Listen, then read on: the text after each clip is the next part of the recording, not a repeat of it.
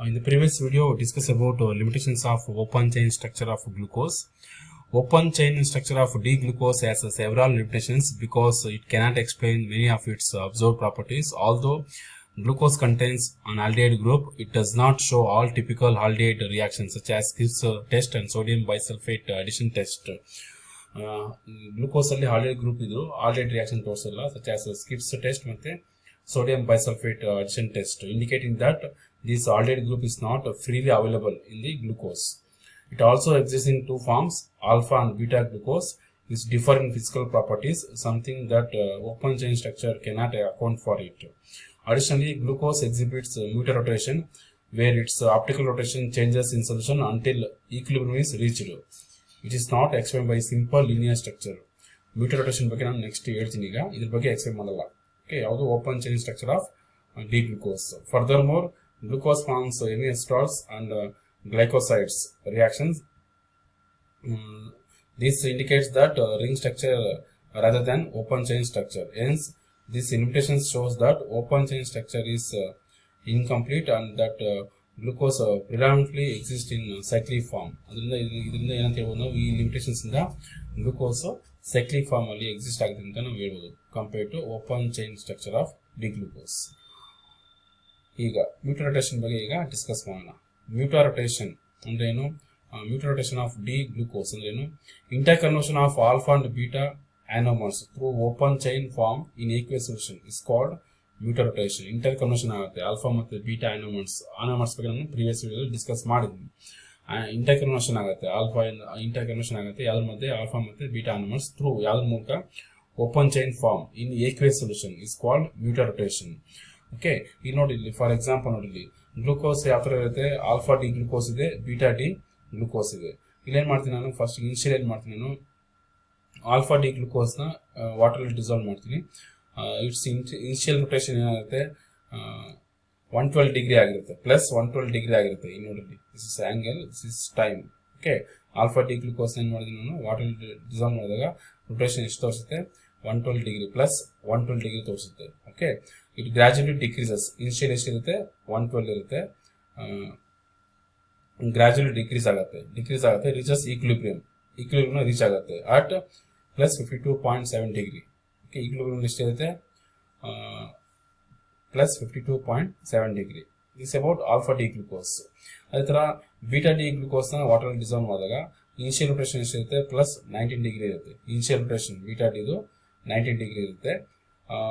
It gradually increases. Initially 19 ಇತ್ತು, ಮತ್ತೆ increase ಆಗ್ತಾ ಹೋಗುತ್ತೆ ಅಂಡ್ ರೀಚಸ್ ಈಕ್ವಿಲಿಬ್ರಿಯಂ ರೀಚ್ ಆಗುತ್ತೆ ಎಷ್ಟಿಗೆ? ಪ್ಲಸ್ 52.7 ಡಿಗ್ರಿಗೆ. ಓಕೆ, ದಿಸ್ ಅಬೌಟ್ ಅಂದರೆ ಇಂಟರ್ ಕನ್ವರ್ಷನ್ ಆಗುತ್ತೆ. ಇಲ್ಲಿ ನೋಡಿ, ಆಲ್ಫಾ ಡಿ ಗ್ಲೂಕೋಸ್ ಇದು ಓಪನ್ ಚೈನ್ ಗ್ಲೂಕೋಸ್ ಮತ್ತೆ beta D glucose, interconversion of anomers through open chain structure. ಇಲ್ಲಿ ನೋಡಿ, ಆಲ್ಫಾ ಡಿ ಗ್ಲೂಕೋಸ್ನ ವಾಟರ್ ಡಿಸಾಲ್ವ್ ಮಾಡಿದ್ದೀನಿ. ಅವಾಗ ನೋಡಿ, alpha anomers opens to form open chain glucose ಆಗುತ್ತೆ. ಓಕೆ, ನೆಕ್ಸ್ಟ್ ನೋಡಿ, ಇಲ್ಲಿ ನೋಡಿ, ಇಲ್ಲಿ ಬೀಟಾ ಡಿ ಗ್ಲೂಕೋಸ್ನ ವಾಟರ್ ಡಿಸಾಲ್ವ್ ಮಾಡಿದಾಗ ಏನಾಯ್ತದು? ಇಲ್ಲೇನಾಯ್ತದೆ? Open chain glucose closes to form beta anomers ಆಗುತ್ತೆ. ಓಕೆ, ಈ ಥರ ಇಂಟರ್ ಕನ್ವರ್ಷನ್ ಆಗುತ್ತೆ. ಆಲ್ಫಾ ಡಿ ಗ್ಲೂಕೋಸ್ ಇಂದ beta D glucose interconversion ಆಗುತ್ತೆ through open chain structure. Okay, ನೋಡಿ, it occurs only in the solution, water solution ಅಲ್ಲಿ. Only reducing sugars shows this mutarotation. Alpha and beta anomers interconvert until equilibrium is reached. At equilibrium, a constant optical rotation is observed. Okay, this is about ಇದಾಯ್ತಲ್ಲಿ. ಇಲ್ಲೇನಾಯ್ತು? Alpha D glucopyranose ಇದೆ, ಅದು ಹಾವ structure ಏನು ಕರಿತೀವಿ ನಾವು? Alpha D gluco ಪೈರನಸ್ ಅಂತ ಕರಿತೀವಿ. ಇದು ಬೀಟಾ ಡಿ ಗ್ಲೈಕೋ ಪೈರನಸ್ ಅಂತ ಕರಿತೀವಿ. ಓಕೆ, ಇಲ್ಲಿ ನೋಡಿ, ಫಸ್ಟಿಗೆ ಆಲ್ಫಾ ಡಿ ಗ್ಲೂಕೋ ಪೈರನಸ್ ಇದೆ, ring opening. Next open chain D glucose, ring closing, ಮತ್ತೆ ಬೀಟಾ ಡಿ ಗ್ಲೂಕೋಪೈರನಸ್ ಈ ಕಡೆಯಿಂದ ಬಂದಾಗ ಇದು beta D glucopyranose, ring closing, open chain D glucose, ring opening, ಇಲ್ಲಿ alpha D glucopyranose. Okay, interconversion ಆಗುತ್ತೆ alpha D glucose to beta D glucose ಅಥವಾ beta D glucose to alpha D glucose through open chain glucose. Okay, this about mutarotation of D glucose. Okay, ಇನ್ನೊಂದು mutarotation change ಇದೆ optic rotation due to interconversion of alpha and beta anomers via open chain form. ಇದು same ಅದನ್ನು ಸ್ವಲ್ಪ different ಆಗಿ ಇಲ್ಲಿ ಇದನ್ನು indicate ಮಾಡಿದ್ವಿ. Okay, same ಅದೇ ಪ್ರಿವಿಯಸ್ ಕಾನ್ಸೆಪ್ಟ್ ಇಲ್ಲಿ ಇದನ್ನು ಡಿಫ್ರೆಂಟ್ ಆಗಿ ಇಲ್ಲಿ you can take a screen shot.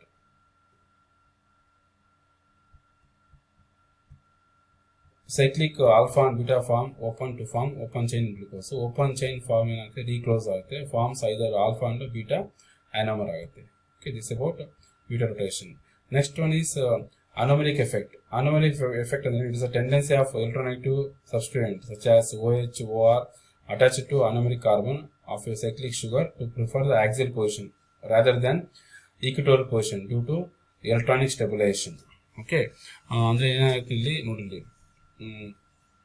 anomeric effect ಅಂದ್ರೆ ಏನು, tendency of electronegative substituents OH, OR ಅದು ಅಟ್ಯಾಚ್ ಆಗಿರುತ್ತಲ್ಲ anomeric carbon, that is C1 ಕಾರ್ಬನ್ಗೆ ಆಫ್ ಸೈಕ್ಲಿಕ್ ಶುಗರ್, ಅದು ಯಾವ ಪೊಸಿಷನ್ ಆಕ್ಯುಪೈ ಮಾಡುತ್ತೆ, axial position rather than equatorial position ಯಾಕೆ ಅಂದರೆ due to electronic stabilisation. Okay, for example D glucose alpha ಅಥವಾ beta D glucopyranose ಅಲ್ಲಿ ಸೈಕ್ಲಿಕ್ ಫಾರ್ಮ್ ಅಲ್ಲಿ ಏನಾಗಿರುತ್ತೆ, ಇಲ್ಲಿ OH group it may be axial position ಇರ್ಬೋದು, ಈಕ್ವಟೋರಿಯಲ್ ಪೊಸಿಷನ್ ಇರ್ಬೋದು. ನೋಡಿ, in the case of alpha D glucose ಏನಾಗುತ್ತೆ, OH group is at C1 position.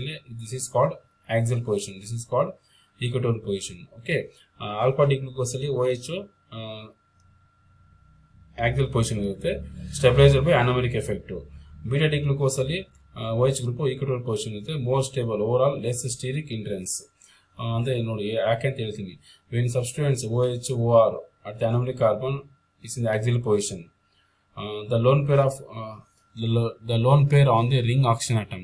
Okay, ring oxygen ಇರುತ್ತಲ್ಲ, ring oxygen ಅಲ್ಲಿ ಇದಿರುತ್ತಲ್ಲ, ಆಕ್ಸಿಜನ್ ಆಟಮ್ ಇರುತ್ತಲ್ಲ, this is okay, this is ring oxygen ಇರುತ್ತಲ್ಲ atom, oxygen atom, ಅದು overlap ಆಗುತ್ತೆ with antibonding orbital of this atom, ಯಾವುದು CX bond.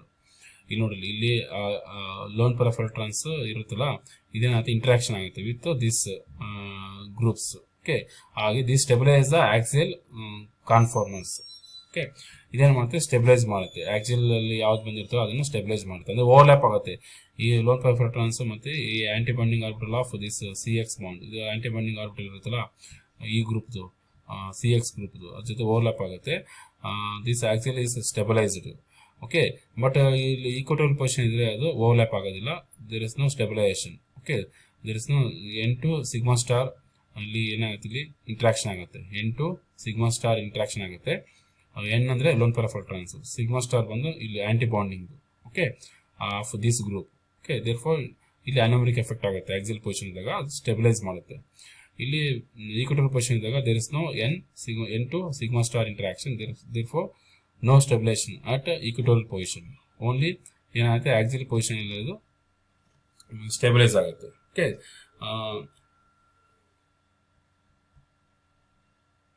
ಯಾಕೆ ಆಗುತ್ತೆ ಅಂದರೆ, ಇನ್ ದ ಕೇಸ್ ಆಫ್ ಇಲ್ಲಿ ನೋಡಿ N2 ಸಿಗ್ಮಾ ಸ್ಟಾರ್ ಇಂಟ್ರಾಕ್ಷನ್ ಅಲ್ಲಿ lone pair of electron ring action delocalise into sigma star orbital of CX bond, ಅದು overlap ಆಗುತ್ತೆ.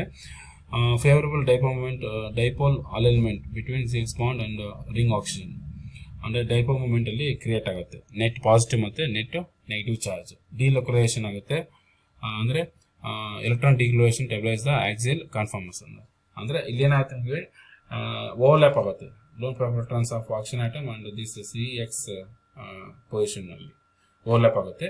Overlap ಆಗಿ ಹಂಗೇನಾಗುತ್ತೆ, ಇದು ಆಕ್ಸಿಯಲ್ ಪೊಸಿಷನ್ ಸ್ಟೆಬಿಲೈಸ್ ಆಗುತ್ತೆ, ಈಕ್ವಟೋರಿಯಲ್ ಪೊಸಿಷನ್ ಅಲ್ಲಿ ಸ್ಟೆಬಿಲೈಸ್ ಆಗೋದಿಲ್ಲ. Okay, key points, normally bulky groups prefers equatorial position to minimise steric hindrance. Steric hindrance ಅಂದರೆ bulky groups ಇದ್ದಾಗ ಏನಾಗುತ್ತೆ, ರಿಪಲ್ ಆಗೋದ್ರಿಂದ ಸ್ಟೀರಿಕ್ ಇಂಟೆನ್ಸ್ ಕ್ರಿಯೇಟ್ ಆಗುತ್ತೆ. But at the anomeric carbon axial position can be stabilised by electronic effects. But ಆದ್ರೂ ಕೂಡ ಇಲ್ಲಿ anomeric effect ಇರೋದ್ರಿಂದ axial position can be stabilised by electronic effect. Electronic effect ಅಂದ್ರೆ ಇದು ಓವರ್ಲ್ಯಾಪ್ ಆಗುತ್ತಲ್ಲ ಈ ಆಕ್ಸಿಜನ್ ಲೋನ್ ಪೇರ್ ಎಲೆಕ್ಟ್ರಾನ್ಸ್ ಮತ್ತೆ ಇಲ್ಲಿ antibonding orbital of this CX bond.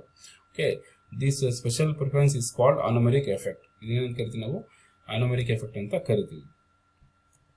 Okay, simple ಹೇಳ್ಬೇಕಂದ್ರೆ the anomeric effect is the preference of electronegative substituents such as OH, OR halogens attached to the anomeric carbon of a cyclic sugar to occupy the axial position.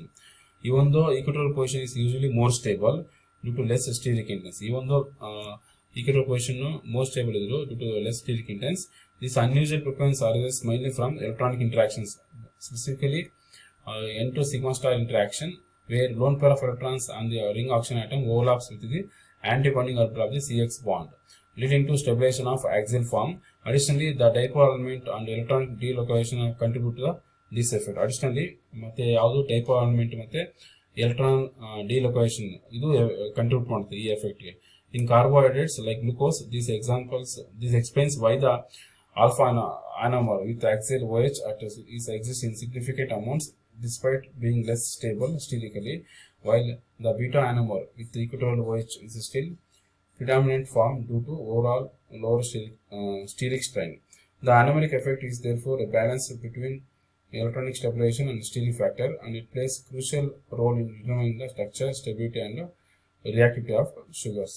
Okay, ಇಲ್ಲಿ ಏನಂತೆ ಇಲ್ಲಿ ನೋಡಿ alpha ಆನಮರಲ್ಲಿ ಏನಾಗಿರುತ್ತೆ ನಿಮಗೆ ಇದು ಏನಾಗಿರುತ್ತೆ axial position ಇರುತ್ತೆ OH group exhibits in significant amounts despite even though it's less stable ಇದ್ರು ಅದು ಸಿಗ್ನಿಫಿಕೆಂಟ್ ಅಮೌಂಟ್ ಅಲ್ಲಿ ಪ್ರೆಸೆಂಟ್ ಇರುತ್ತೆ.